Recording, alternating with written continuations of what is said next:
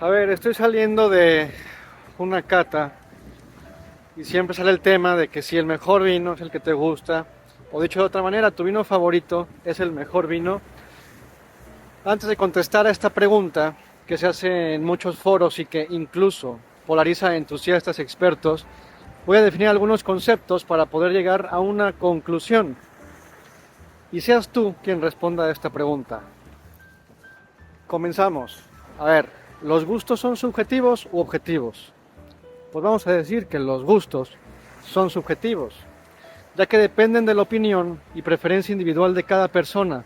No hay un criterio objetivo para determinar lo que es bueno o malo en términos de gusto. A ti te puede gustar el color verde y a él el negro. Como dicen, pa' gusto los colores. Un ejemplo de esto es el sabor de la comida. A algunas personas les gusta el sabor picante, mientras que otras no. No hay un criterio objetivo que determine cuál es el mejor sabor, sino que depende del gusto individual de cada persona. Los gustos también pueden variar dependiendo del contexto y la experiencia de una persona. Por ejemplo, alguien que ha viajado mucho y ha probado diferentes tipos de comida tendrá una opinión más amplia y sofisticada de los sabores, mientras que alguien que ha estado expuesto a menos variedad de comida tendrá una opinión mucho más limitada, es decir, no tendrá un abanico o un espectro tan amplio. Hace 4 grados, hace un frío, su puta madre, aquí en San Sebastián. Por ejemplo, partiendo del supuesto que nunca hayas probado un Sauvignon Blanc, hasta ese momento, un Chardonnay te puede parecer muy ácido, pero el día en que pruebas un Sauvignon Blanc dices, ah, cabrón, este vino sí es ácido. Después regresas al Chardonnay y no te parecerá tan ácido. Luego entonces has abierto tu espectro o el parámetro en la línea, claro, de la acidez, que es el factor que estamos analizando en este caso. En ingeniería es muy fácil de explicar con los análisis de los sistemas de medición, ya que es un proceso con base científico y estadístico para evaluar la variación y precisión de un sistema de medición. En este caso, tu boca y tu nariz. No es lo mismo medir algo con el metro con el que te daban en las nalgas en la primaria, a medir algo con una cinta métrica, o bueno, ya con un vernier o un pie de rey, o como le llamen, dependiendo del país de donde seas, ¿no? Inclusive de esto le pregunté en el podcast a Fernando Gurucharri, director del concurso Bacus España, y bueno, claro, y me confirma que a los catadores los calibran, ¿no? En los concursos de vinos hay que asegurarnos que las personas tengan bien definidos esos espectros y al final tengan una repetibilidad y reproducibilidad. Eso será para otro video, así que dale a suscríbete.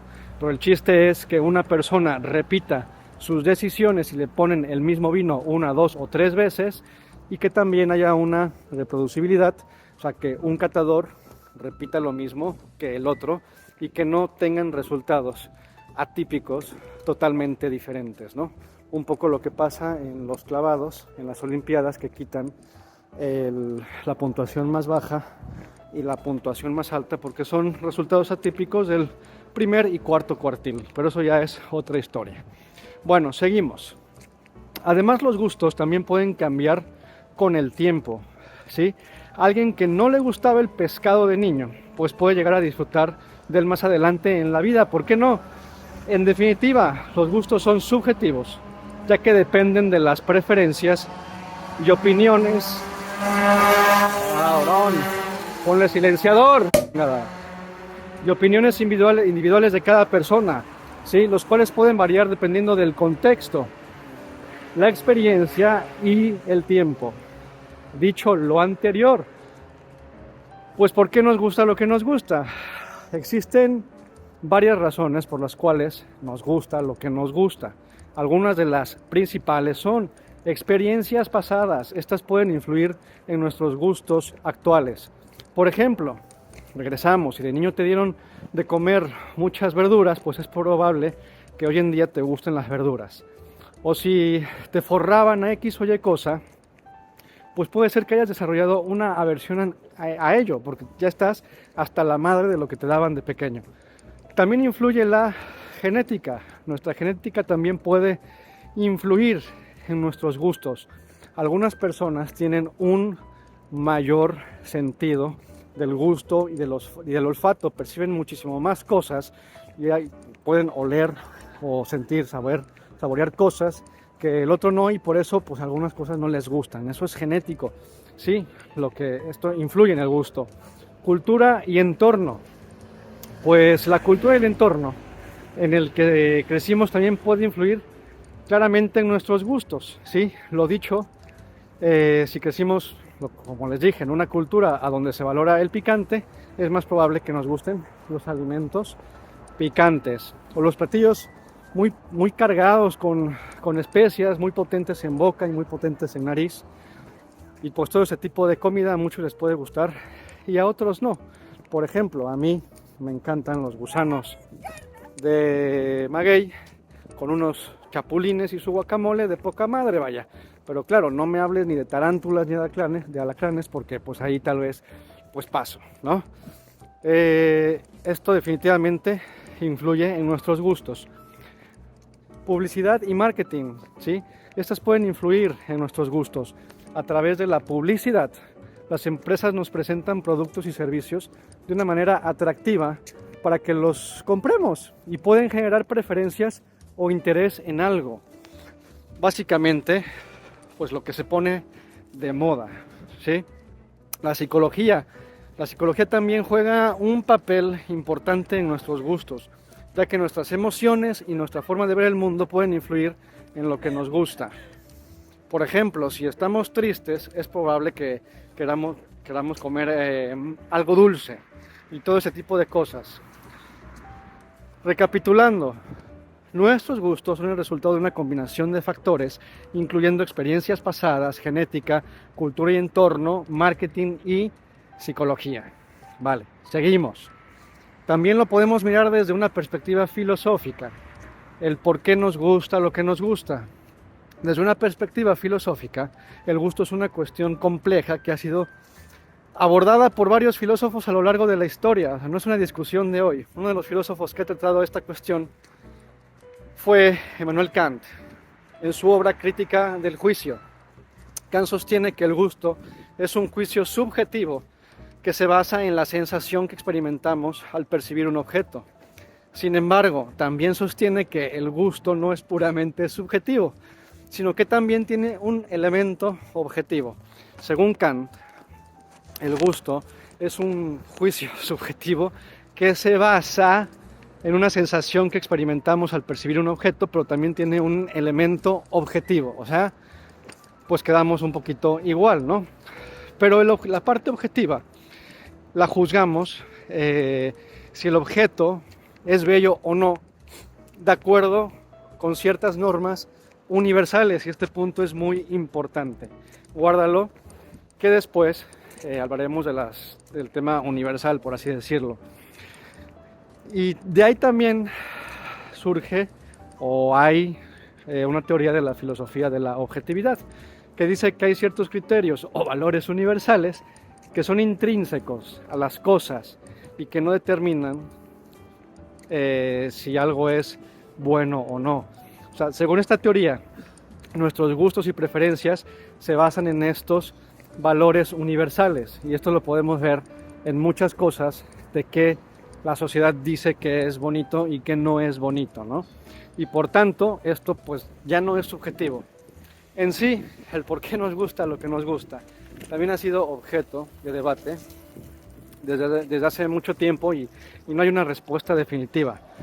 Y no es como que se esté de moda en los foros de Facebook, ¿no?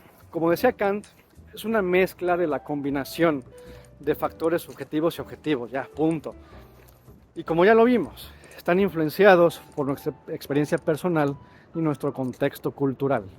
También hay otro filósofo de nombre David Hume, que puedes ver un poquito de esto en la entrevista que le hago a Isabel Mijares.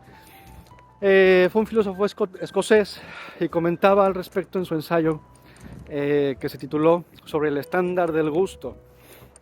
Este ensayo me lo recomendó un filósofo argentino, me parece, porque le escribí y le dije que podía leer para entender un poquito más de esto, y decía lo siguiente, aunque lo enfocaba más a lo estético, pero que también aplica para estos temas, yo creo.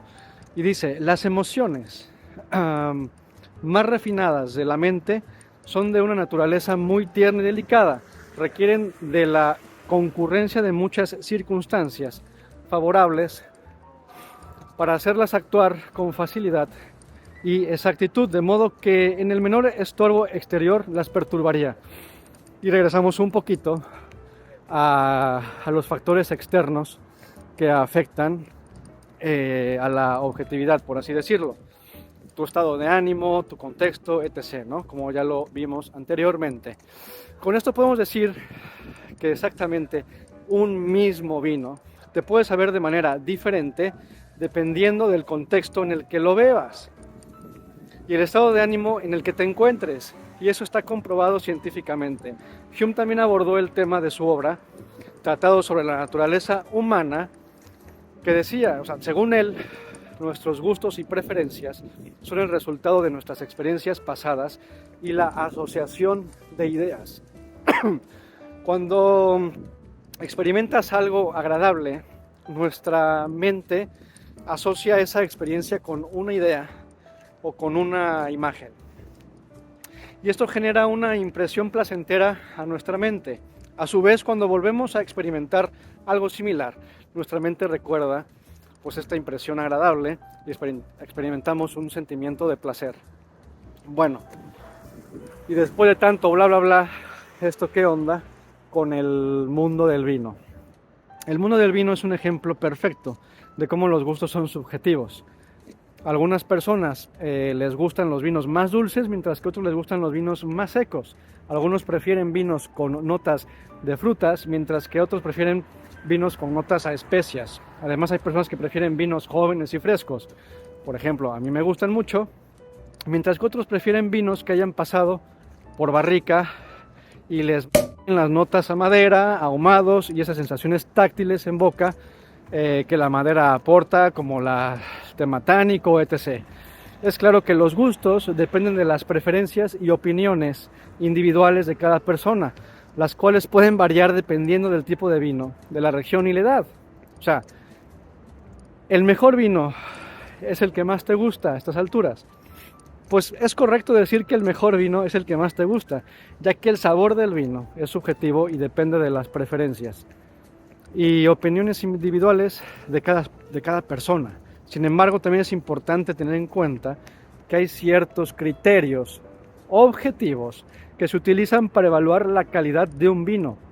Un vino que cumpla con ciertos criterios objetivos se considera de calidad, y es esto del tema de normas universales y esto que comentamos en la parte de atrás. Y bueno, pues estos vinos que se consideran de calidad o que consideran de buena calidad los expertos tampoco significa necesariamente que sea el mejor para ti, ya que el sabor es subjetivo. Pero vamos a la cara de la otra moneda. ¿Por qué el mejor vino no es el que más te gusta? Las reglas universales pretenden ser coherentes, ¿sí? No todo el mundo puede estar pendejo en que una cosa es buena o no. Entonces, pretenden ser coherentes, que cumplan con la media o parámetros y opiniones de la mayoría de las personas. No porque tú digas que te gustan los vinos que parecen agua, tienen poca complejidad aromática o poca potencia y tienen nula persistencia en boca, no porque tú lo digas que ese es el mejor vino, será para el resto también. Simplemente te gustan los vinos culeros y mejor un vaso de agua de Jamaica. Punto.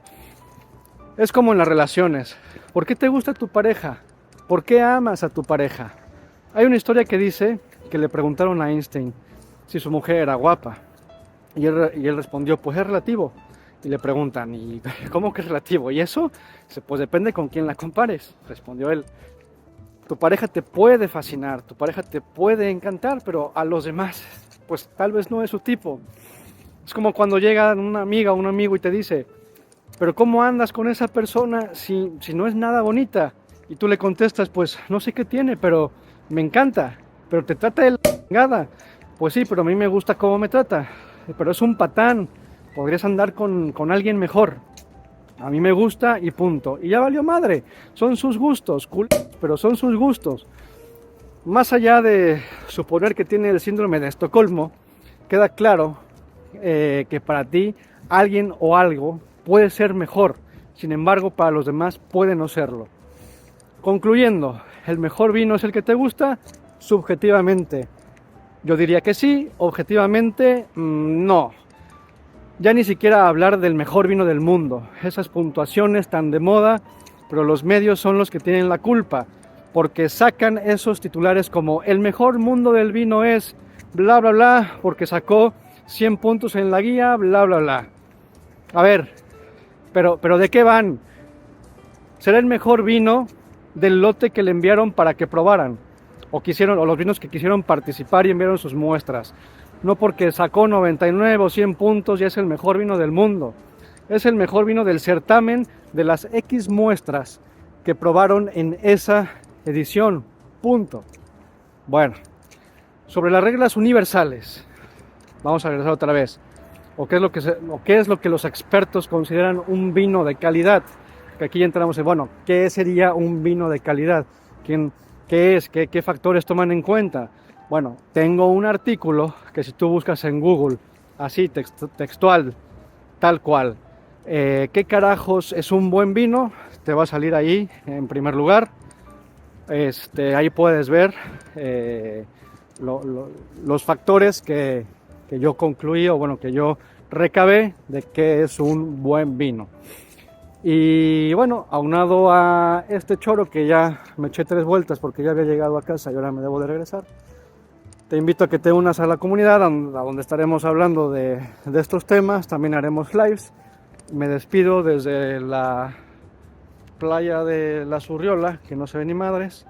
Por allí está el Cursal. Y aquí estamos. Cuando quieran venir a echar unos pinchos y unos vinos, estamos a 5 grados. Ya voy a guardar las manos que se me están cayendo a pedazos. Ay, cabrón. Adiós.